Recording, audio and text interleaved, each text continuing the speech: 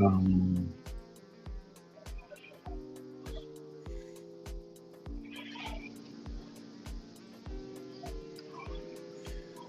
All right, Insta. Okay.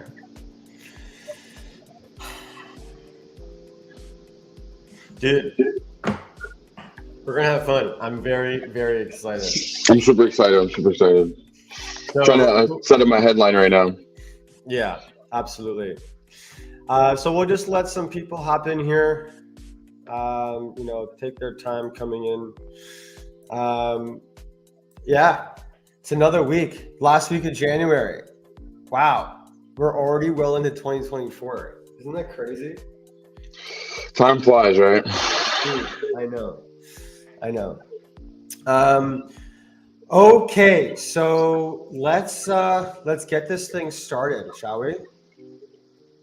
Yes, sir. Yes, sir. All right, Let's do perfect. it.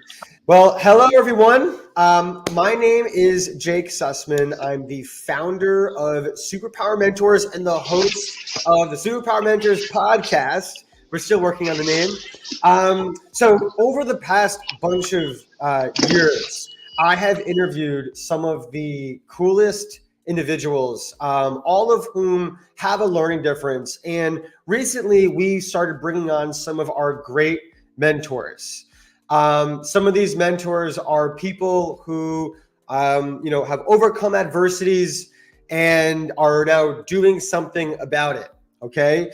Now, our mentors, we have mentors from music artists to entrepreneurs. And in this case, for Jeff, mentors from NASA.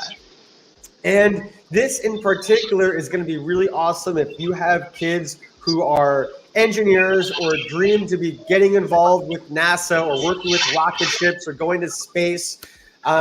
So Jeff has ADHD and he's a superpower mentor. So Jeff, welcome. Nice to see you. Thanks for having me, Jake. Yeah. I'm It's excited to be here today. hey, we're gonna have a lot of fun tonight. So listen, I'd love to know, can you just do me a favor? Introduce yourself. Who are you? What do you do? I know you tell me you have an awesome NASA jacket. Tell me a little bit what you do, Jeff. Hey guys, my name is Jake. Sorry, my name's Jeff Severino. I'm currently a NASA aerospace engineer at NASA Glenn Research Center. And I'm working with the acoustics branch. So what we primarily do there is we try to make the world a quieter place. So that can happen in many environments in aviation and also in space environments too.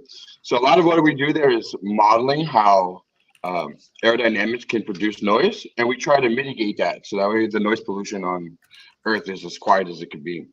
Wow. And noise is something that you originally wanted to learn, was learning about sound. And I know in your story that NASA wasn't the first thing on your radar when you were going to school. So Jeff, can you just take me back a little bit in time? Okay. Yeah, 100%, 100%. What was it like for you growing up with a learning difference? Was it challenging? Did school come easy? Tell me a little bit about that. I'm glad you're asking because it definitely wasn't a smooth path. It wasn't straightforward, and school wasn't always at the forefront of my mind. I want to say the first true passion of mine was Guitar Hero. Nowadays, folks maybe interested in different video games. For me, at the time, I got Guitar Hero as a gift for Christmas one year, and I just was obsessively playing this game. I had never really been exposed to rock and roll in that setting. That's why I had a thing to do with it, but also working with my hands. For those who don't know, Guitar Hero is a game where you get a plastic guitar with 5 buttons on it. And the 5 buttons are essentially your guitar strings, and you play along with songs as they scroll on the screen. And for some reason, I just became really infatuated with the mechanics of the game. After a while, I had been wondering why not just actually try and get a real guitar. So I had begged and pleaded with my parents, but they had tried to negotiate with me that Guitar Hero was enough. So another year had passed by, and I got another Guitar Hero, which I was definitely happy about. But my passion for wanting to learn guitar stuck for a really long time. Eventually, I did convince them to get a guitar, and from then on, I've just been playing guitar ever since. But that passion for guitar definitely distracted me in a lot of ways. I was able to teach myself guitar. I got a bunch of DVDs and use videos. This was before my family had a desktop computer, so we didn't have YouTube and things like that to like work with. But I was able to make a little band, and we were able to play a couple of shows. But that started taking away from my focus in school. So I would probably, in my mind, shift towards like being a musician full time. Made my impromptu upbringing with music kind of gave me a mindset that I didn't need to do it a traditional way. But once my band broke up, I realized like, there's other things in life than shifting it towards you can't put all your eggs in one basket, so to speak. So I tried to figure out what other careers could I look for in music. So I stumbled across audio engineering. I had been a big fan of all of my guitar equipment and futzing around with the effects. But when I told my high school science teacher that I wanted to do audio engineering, he said, why stop at audio engineering when mechanical engineers and electrical engineers make all the equipment they use? And that always stuck with me ever since. But at that time, I had been a high school junior, and my math and science grades were not good at all. So when it came time to, when I tried to shift gears to apply to college, it was definitely a roller coaster ride. When I looked through the different types of programs that were available, I stumbled across University of Hartford's acoustics program, and it was the only one of its kind at that undergraduate level where they expose you to music and the intricacies of audio and acoustical engineering. But I couldn't get in with the grades I had. My math SAT scores are too low. So I rolled the dice and I applied undecided to the university as a technology major, not as an engineering major. And when I got there, I told the dean that I'm really trying to do acoustical engineering. So he looks at me all wide-eyed and looks at my transcript and sees that my math grades aren't where they need to be to actually be to study engineering, mechanical engineering, or acoustical engineering. And so we had made a game plan to try and take prerequisite math courses so that way I can hobble my way into. So you were applying to get into for acoustics, right? And you didn't really have the grades. And I'm sure too, like having a learning difference, like that's something that resilience was something that allowed you to persevere. Like when you were younger, what was it like for you having ADHD? It wasn't something that I had noticed too much, but hindsight's 2020, right? When looking back, I realized I was very hyper fixated on the things I was passionate about, and that taught me the skill sets to persevere through things where maybe you don't have the resources to actually learn the thing you're passionate about. But because I had been so hyper focused on music and even audio, that it became a little bit harder to shift that mindset towards math and sciences when I was around 16 or 17. And applying to colleges, you need to have when you're trying to get into engineering programs, it helps to have better math grades. And I noticed this a little bit too late. And so when it came time to it, I tried to use my creativity, my hyper focus that I was applying in the music scenario, and apply that to math. And it's a little hard at first when you don't have a why, but once the why became clear for me as to why I'm trying to learn this math, it became apparent to me that I have this ability to go on a deep dive with things that I'm really curious about. I think that's really interesting, especially, as we explore how we learn. And I think for our parents watching this is like Jeff's story is incredible because you have someone that where you think you have the path, and then all of a sudden that path completely alters and goes somewhere else. But it's not like it's failure. It's actually a change in course, which led you to be where you are today. You know what I mean? Originally, you were like a music guy, right? Band, playing guitar, doing all that stuff, right? But then eventually that evolves, right, into now one step at a time, okay? Now, did you get any guidance or advice on NASA? Like when you heard that, what was that like when someone was like, oh, what about NASA?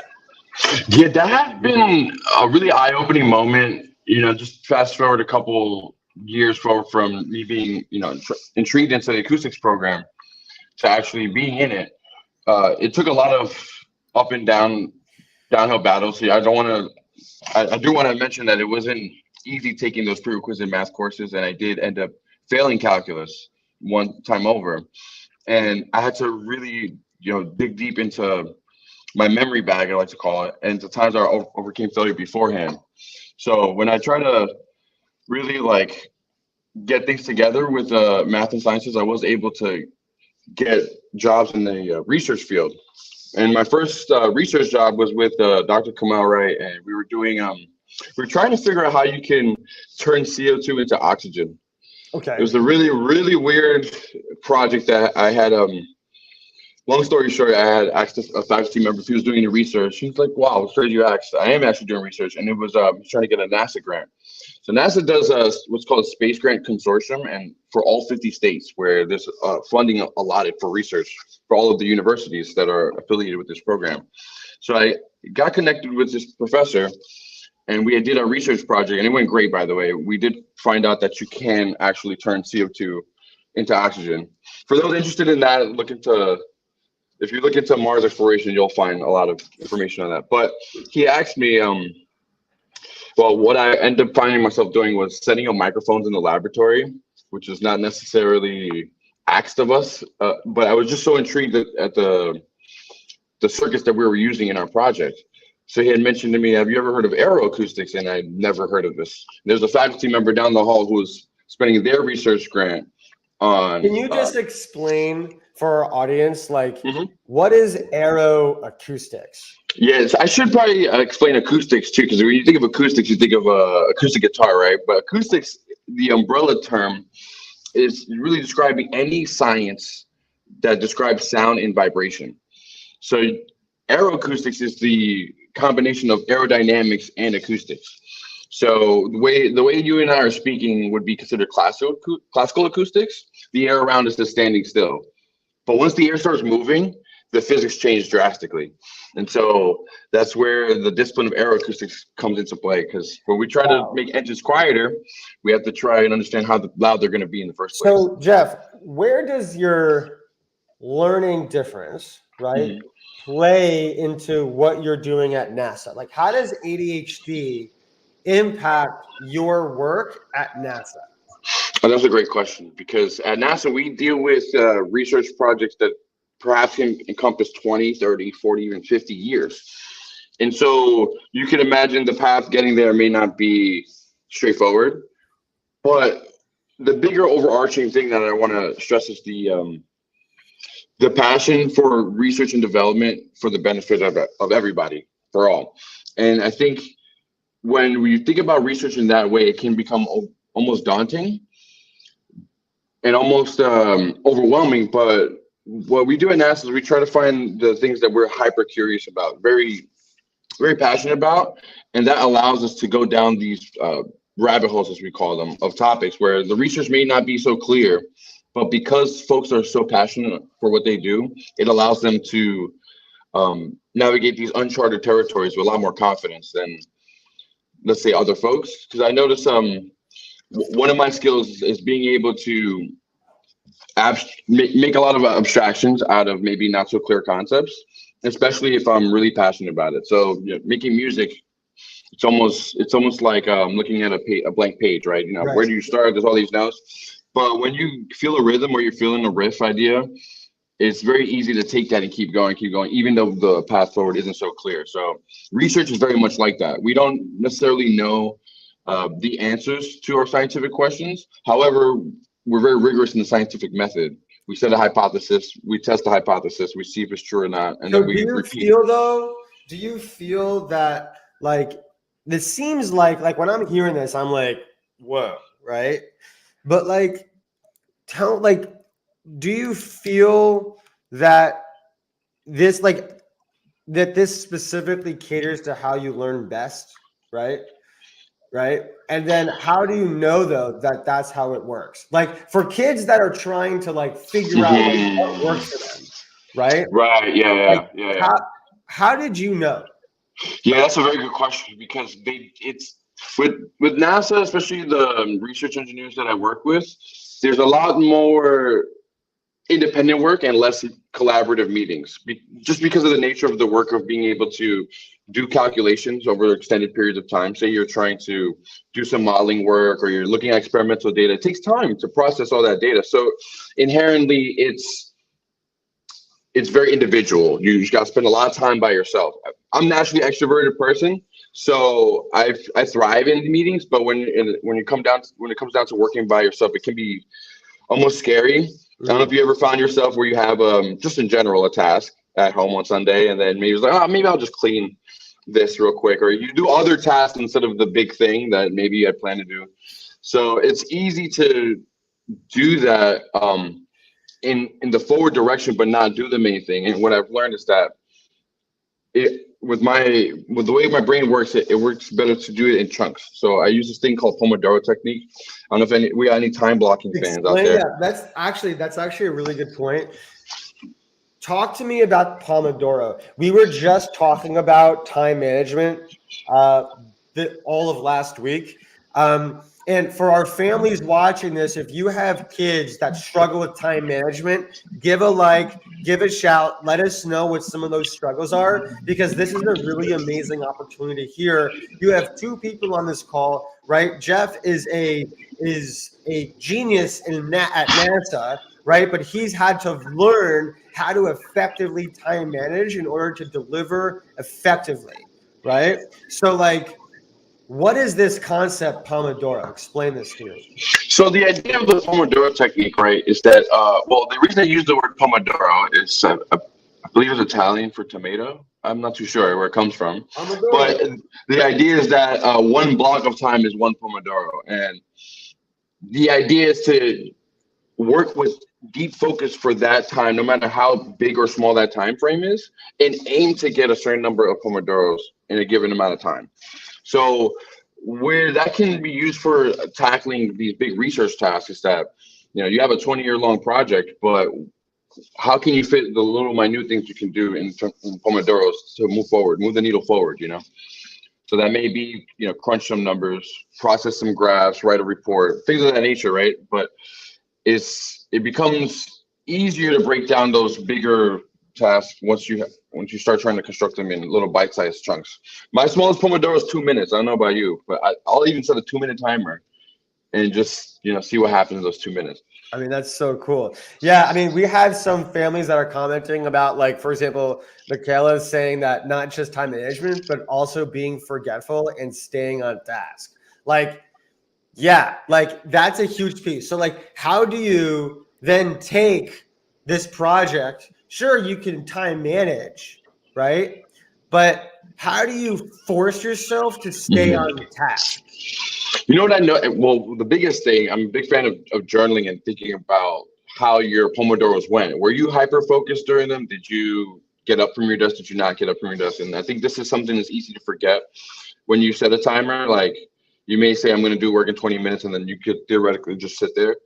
Well, I'm a big fan of journaling what my tasks are. Even now, I'm writing where my mind is, and I try to have some almost like a brain dump page where while I'm working, I try to articulate what is the things that I'm trying to work on in the most descriptive way, in the most concrete way. So I won't just say, fix this report. It'd be like, look at the topic sentences in my discussion.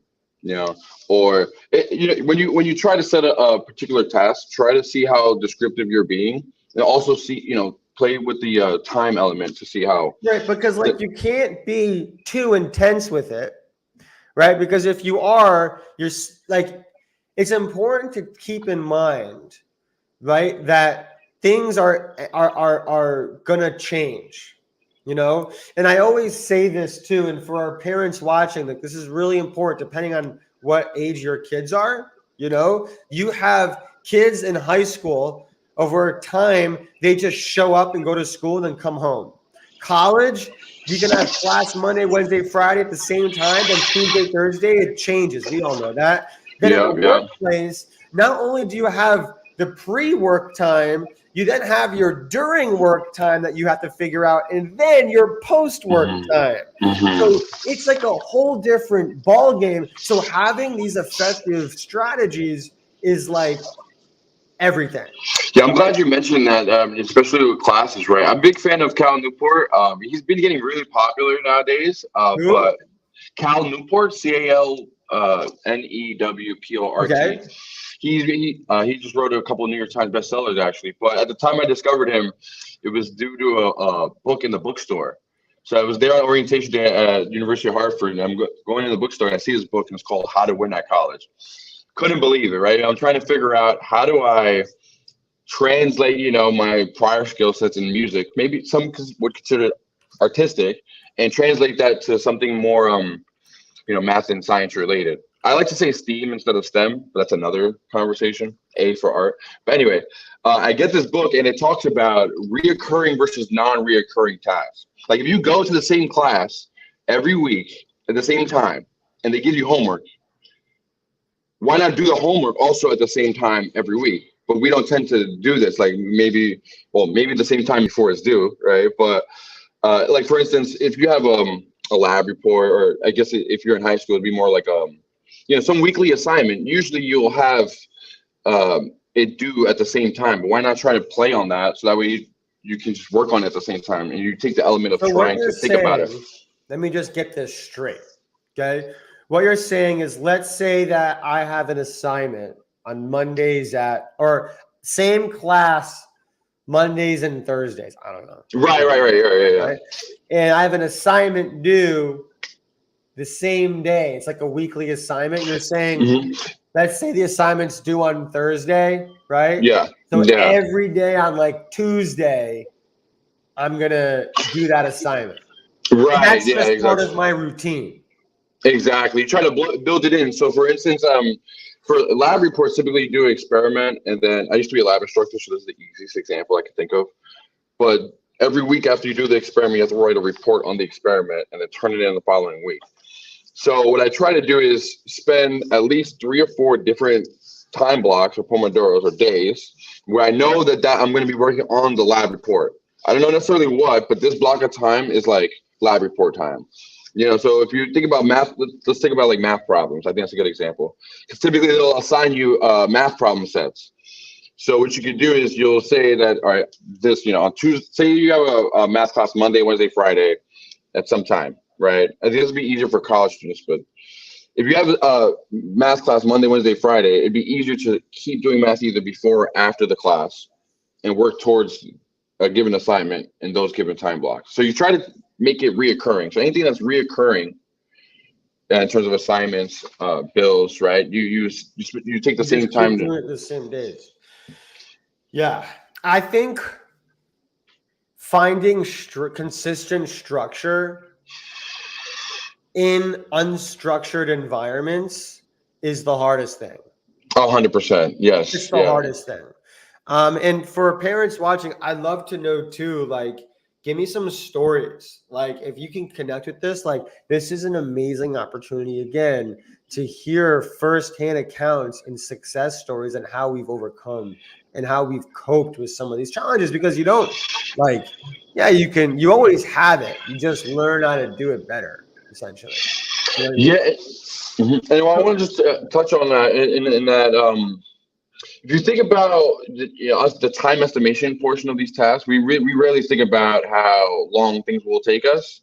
And I've noticed that folks with ADHD, that aspect of it is a little bit more challenging than just labeling a time on it. Because you can say this may take me 20 minutes, but trying to 2x it, 3x it, that time estimate when you're reflecting on it becomes a little bit harder to reflect on. Right. So we actually got a really good question from Jessica.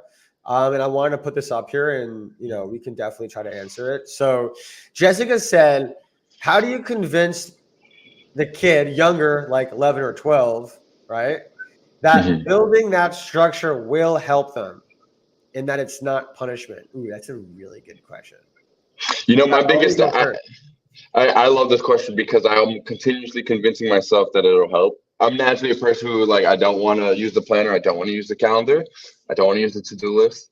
But the more structure you do have, the more freedom you inherently have, right?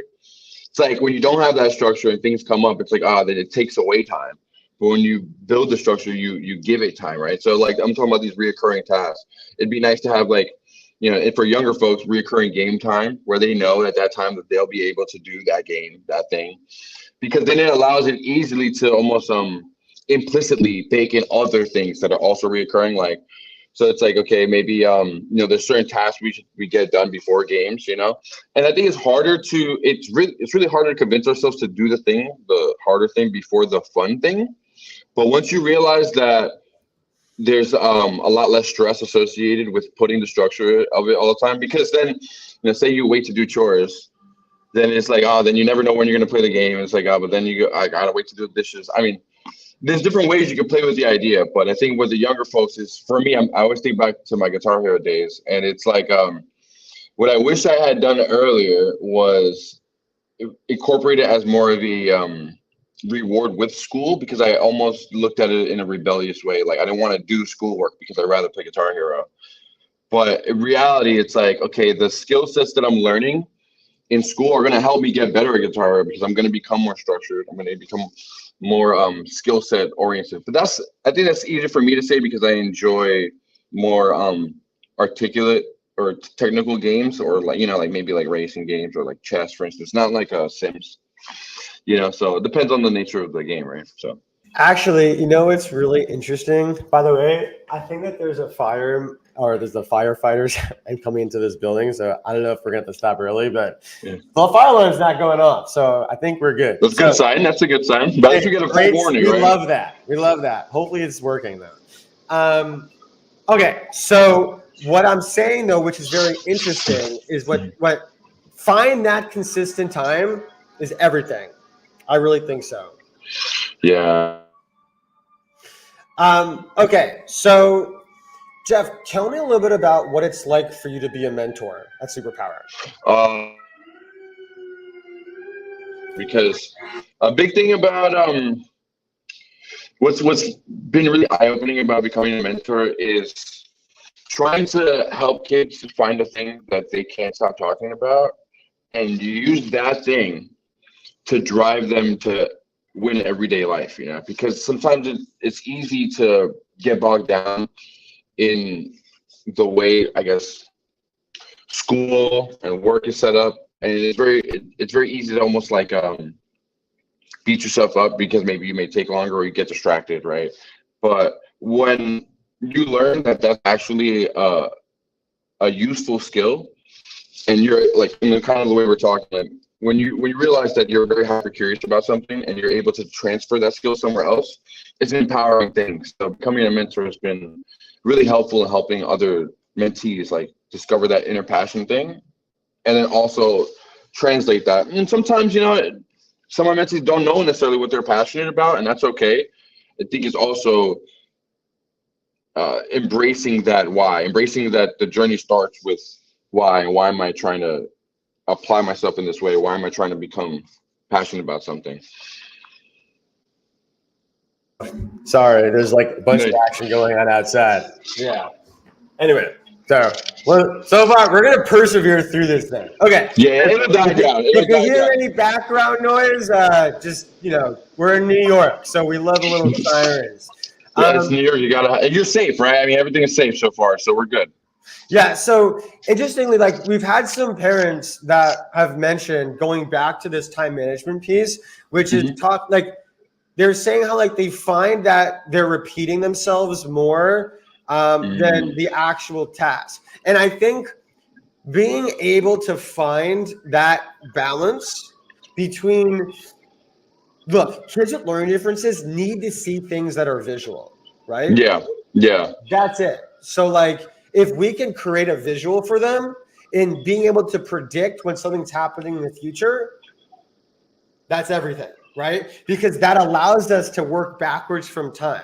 So and I will note on this, I think trying to incorporate physical writing into it is going to help articulate that process better.